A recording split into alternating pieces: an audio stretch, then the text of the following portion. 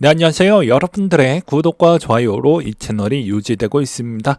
네, 영상 속도는 1.5배를 추천드리는 바이고요. 네, 항상 구독자님, 멤버십 회원님들에게 감사하다라고 말씀을 드리면서 자, 일단 비트코인 레이어 2 관련된 영상에 앞서서 일단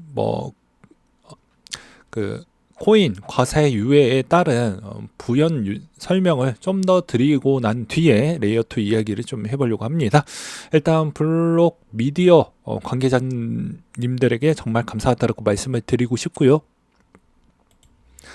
국민청원 아직 늦지 않았습니다. 이 마감 기간 일이 거의 반감기 날짜와 거의 하루 이틀 차이밖에 나지 않기 때문에 이 결과도 반감기 날짜랑 우연치 않게 겹쳐져 있어서 제발 그 전에 좀 많은 사람들이 참여를 해서 본인의 권리와 이득을 좀 챙겨 가시길 바라겠습니다. 정치인들도 자기에 있는 이득을 챙겨가고 있고요. 주식 투자자도 자기에 있는 이득을 챙겨 먹고 있는 와중에 왜 하필 코인 투자자는 자기에 있는 이득과 객관적인 형태를 판단하지 못하고 못 챙겨 먹는지 전 좀 아이러니하지만 그래도 제가 이런 소수에 있는 유튜버가 이렇게라도 목소리를 내면서 그래도 제 취지와 의도를 좀 명확하게 잘 이해를 하셨던 분이 있다라고 하면 제발 국민청원 좀 부탁드리겠습니다. 그리고 이 부연 설명 좀 드리려고 하는데요. 대부분 금투세는 기본 베이스가 다 같습니다. 참고로. 그래서 기존에 있었던 증권사도 금융투자 소득 부분도 2020년도 때 기반으로 해가지고 그때도 시간이 부족하다라고 해서 엄청나게 기사도 엄청 많이 쏟아 나왔잖아요. 그리고 나서 이제 유예가 좀 되다 보니까 이런 시스템 기반 시스템을 일원화 시켜 놨습니다. 그래서 이런 일원화가 되어져 있다라는 건 각 증권사마다 시스템이 이미 다 도입이 되어져 있고요. 그 다음에 대부분 1그룹이 무엇입니까? 5천만 원 대상에 있는 제외, 2그룹은 기타 기본 공제 250만 원만 되어져 있다라고 이렇게 되어져 있죠. 그래서 누구나 편하게 이렇게 금액만 넣어주면 곧바로 결과를 확인을 해볼 수 있습니다. 그래서 내 세액이 얼마나 나오는지 이렇게 확인이 가능하게 되고요. 그걸로 인해서 대부분 이제 손실 비중이나 그 다음에 나중에 세무서 가서 청구를 할 때도 편하다라고 볼 수가 있습니다. 근데 하물며 업비트 쪽이나 빗썸 쪽에서 그런 시스템을 일원화 시켜 주었냐? 아니죠. 그래서 제가 목소리를 내는 것입니다. 왜 이런 목소리를 내냐?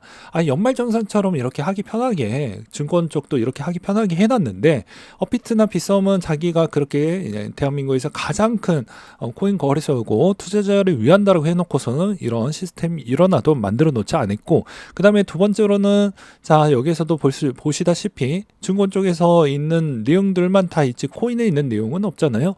그래서 이런 점을 볼 수가 있습니다. 물론 이제 제가 이야기했던 것 중에 가장 핵심적인 내용이 무엇이었습니까? 내가 증빙을 해야 되고 내가 증명을 해야 되고 그런 번거로움이 있다고 했죠.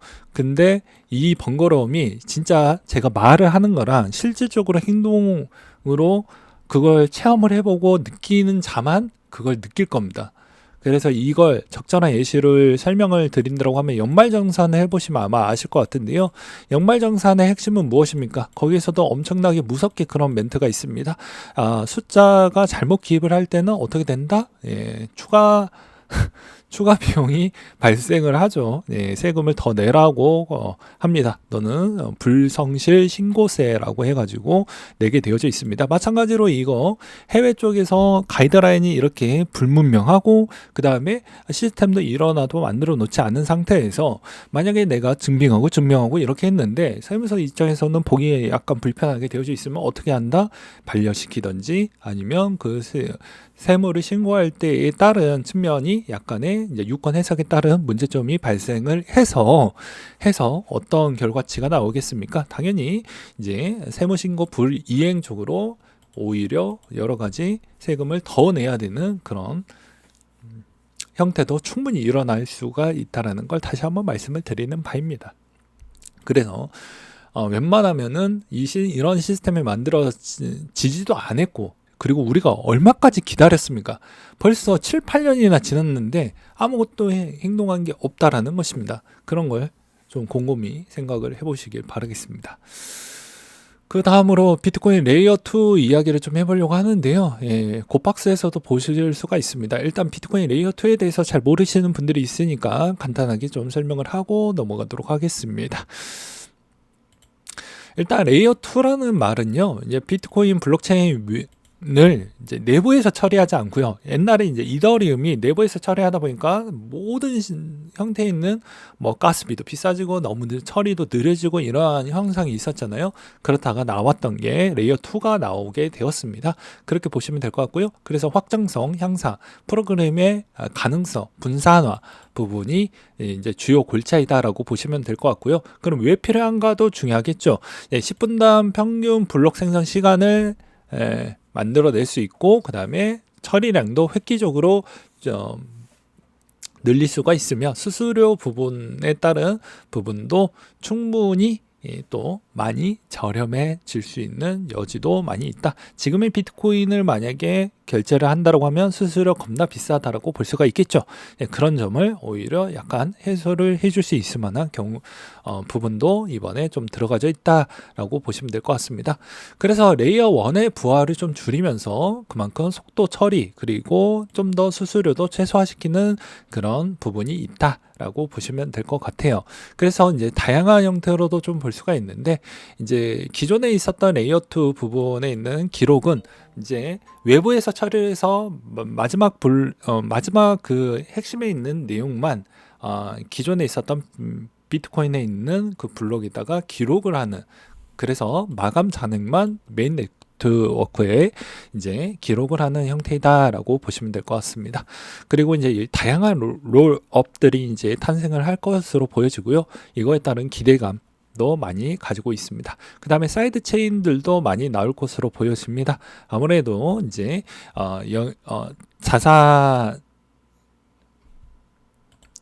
다양한 자산 같은 걸 이제 체인을 통해 가지고 브릿지된 체인을 통해 가지고 연결을 할 수 있는 그런 형태로 볼 수가 있기 때문에 더욱더 기능의 확장성을 좀 가져갈 수가 있다고 볼 수가 있게 되겠죠. 그래서 그런 걸 좀 보시면 될 것 같습니다. 그래서 레이어 2 부분이 뭐 꼭 이 총 4가지만 있는 게 아니고요. 앞으로 더 많이 늘어날 것으로 보여지는데 어디까지 확장성을 보여줄지 저도 매우 궁금하긴 합니다. 일단은 우리가 흔히 알고 있는 라이트닝 네트워크를 좀 볼 수가 있게 되겠죠. 이때도 보게 되면 오프체인에서 여러 개 수행하고 메인 블록에 체인의 마감 잔액을 정산하고 빠르게 저렴한 거래를 촉진하는 형태이다 라고 되어져 있고, 루트 스톡이라고 해가지고 이것도 스마트 컨트랙트를 개척을 했다. 비트코인의 루트 스톡 네트워크로 보낼 수 있으며, 그곳에서 비트코인은 RSK 지갑에 잠긴 스마트 비트코인에 되어서 저렴한 거래가 가능해진다라고 되어져 있습니다. 약간 복잡한 형태로 되어져 있어서 비트코인은 스마트 컨트랙트가 되기가 상당히 어렵다라는 내용이 나와져 있는데, 이제 레이어 2에서는 이런 걸 좀 더 수월하게 할 수 있다. 이제 스택스도 거의 비슷한 형태에 따른 그런 코인으로 구성이 되어져 있고, 그 다음에 최근에 이제 좀 핫한 리퀴드 부분도 요즘 많이 등장을 하고 있는데요. 이 리퀴드가 된다라는 건 조금 더 쉽게 설명을 드린다고 하면, 우리가 특정 스테이킹을 했었을 때 여기서 뭐 그 스테이킹을 하게 되면 이 스테이킹을 함으로써 나머지 쪽에 있는 시스템에 추가적으로 또 다른 스테이킹을 못하는 그런 좀 안타까움이 있었습니다. 근데 이제는 어떻게 될 수가 있냐면, 여기에서도 스테이킹을 했으면 나머지에 있는 시스템 기반에서 뭐 오라클이나 뭐 나머지 쪽에 있는 뭐 디파이나 이런 쪽에서도 충분히 또 재스테이킹이 가능할 수 있다라는 점이 큰 장점이라고 볼 수가 있게 되겠습니다. 그래서 이제 비트코인의 이제 사용 사례를 본다라고 하면 아무래도 다양한 디파이의 확장성과 NFT 그리고 웹 3.0에 따른 또 무한한 비트코인의 지금에 있는 솔루션이 기존에 있었다면 우리가 생각했던 비트코인과 이제 지금은 진화된 비트코인 쪽으로 방향이 바뀌어 간다라고 볼 수가 있겠죠. 그렇게 보는 게 맞을 것 같고요. 그래서 앞으로 비트코인이 한 번 더 성장을 볼 수 있다라는 점도 이런 점을 좀 보시길 바라겠습니다. 그래서 제가 저번에도 뭐라고 했습니까? 지금에 있는 이런 형태가 여기에서 고점이다라고 보는 게 아니고 제가 뭐라고 했습니까? 계속 그전에도 기술적으로 보았을 때도 2013년도 때도 여기 있던 게 전고를 돌파를 했고요. 17년도 때도 전고를 돌파하고도 더 갔습니다. 그러면 당연히 여기보다 더 가겠죠. 그리고 기존에 있었던 VC들이 지금 뭐 돈이 없는 것도 아니고요. 그 다음에 기존에 있었던 비트코인의 앞으로 새로운 생태계가 또 만들어지고 있는 그런 모습을 좀 더 높게 평가할 필요성이 있지 않겠냐라고 계속 말씀을 드리는 바입니다. 그렇다 보니까 지금의 레이어2들이 이제 무작위성으로 많이 나와주고 있는데요. 대부분 이제 유튜버 분들이 좀 많이 언급했던 것을 몇 가지 좀 제가 색칠을 좀 해본다고 하면 비트 레이어, JK, SATS, 그 다음에 여기서도 비트 SAT, 그 다음에 여기 B2 네트워크 쪽인데 이런 쪽이 좀 투자를 잘 받긴 했습니다. 그리고 나머지 쪽은 제가 뭐 다 하는 건 아니기 때문에 각자 한번 공부를 해보신 다음에 여기에서도 좀 추려가지고 전략적으로 비트코인을 좋아하면 비트코인 레이어2도 좀 추려가지고 투자를 해보시면 나쁘진 않을 것 같다라고 저는 말씀을 드리고 싶고요. 웬만하면 사이드 체인은 옛날에 스택스가 여러 가지 논란이 많이 있긴 있었습니다. 넌 사이드 체인이냐 아니면 레이어 2냐, 그리고 진정한 비트코인 부분에 따른 그런 게 아니다라고 했는데 결국에 스택스 CEO도 이제 그런 오해 부분을 좀 풀고 그 다음에 본인의 있는 포지션도 명확하게 딱 자리를 잡으려고 이제 가져갔죠. 그래서 스택스도 레이어 2 부분에 이제 들어갔다고 보시면 될 것 같습니다. 그래서 사이드 체인에 있는 효과는 그렇게 크다라고 보는 것보다 레이어 2에 있는 쪽으로 좀 집중을 해서 볼 필요성이 있고, 그 다음에 레이어 쪽에서도 롤업 부분에 따른 형태도 뭐 JK 쪽이나 그 다음에 우리가 알고 있는 여러 가지 형태 부분에서도 좀 잘 치고 나가져 있는 걸 좀 많이 보셔라. 그리고 요즘에는 이제 시가총액이 좀 낮았던 패턴 위주로 많이 움직이는 그런 현상을 많이 볼 수가 있습니다. 그렇기 때문에 이번 형태에서도 비트코인 레이어 2에서도 뭐 상당히 신경을 좀 잘 쓰시길 바라겠고요. 그 다음에 이렇게 되었을 경우에는 저는 좀 아무래도 아직은 이더리움이 플랫폼적으로 거의 가져가고 있었는데 비트코인이 이제는 플랫폼화로 변하고 있기 때문에 아마 후발주자들이 여기서 좀 더 늦어지게 된다라고 하면 아마도 이제 그 다음 플랫폼이 나오기에는 좀 어렵지 않겠냐라고도 볼 수도 있을 것 같긴 합니다. 물론 이거는 이제 뭐 RWA가 얼마나 커지냐에 따라서도 달라지고요. 자산의 토큰화 형태에서도 이제 돈 많은 기업들이 어느 정도까지 또 들어오게 되면 여러 가지 변수가 생길 수는 있지만 현재 상황으로만 본다라고 하면 여전히 비트코인하고 이더리움 부분 빼놓고 제대로 돌아갈 수 있고 터지지 않고 문제점 없고 이런 걸 본다라고 하면 아무래도 비트코인하고 이더리움 쪽으로 좀 볼 필요성이 있지 않겠냐라고 생각을 하는 바입니다. 그래서 여전히 비트코인은 무한한 성장을 가지고 있으며 그 다음에 여러 가지 형태로도 충분히 괜찮은 이제 상품의 하나일 뿐이다.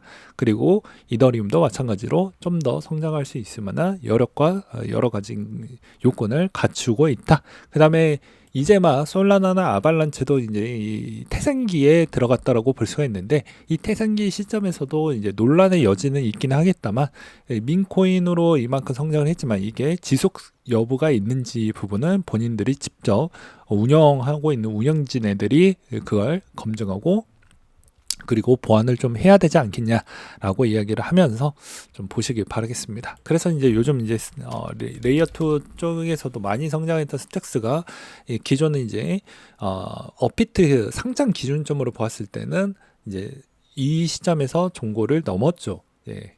그렇기 때문에 아무래도 이제 그런 부분이 좀 될 것 같고요. 그 다음에 제가 이제 이야기했던 핵심 내용은 대부분 비트코인 레이어2들의 시가총액이 좀 낮습니다. 이런 것을 좀 잘 유념을 하셔가지고 투자를 해보시면 제일 좋고, 그 다음에 비트코인이 워낙 BRC20을 좀 선례를 보고 본다라고 하면 기존에 있었던 시스템 기반에 따른 움직임에서도 레이어2에서도 잘 추려가지고 투자를 해보시면 그 안에 또 답이 있고 그 안에서도 충분히 성공하는 프로젝트들이 한두 개 정도는 또 나오게 될 것입니다. 그 과정은 좀 힘들 수는 있어도 결과물은 확실하게 좋을 것이기 때문에 잘 고르셔서 잘 투자하시길 바라겠습니다. 네, 이상으로 마치도록 할게요.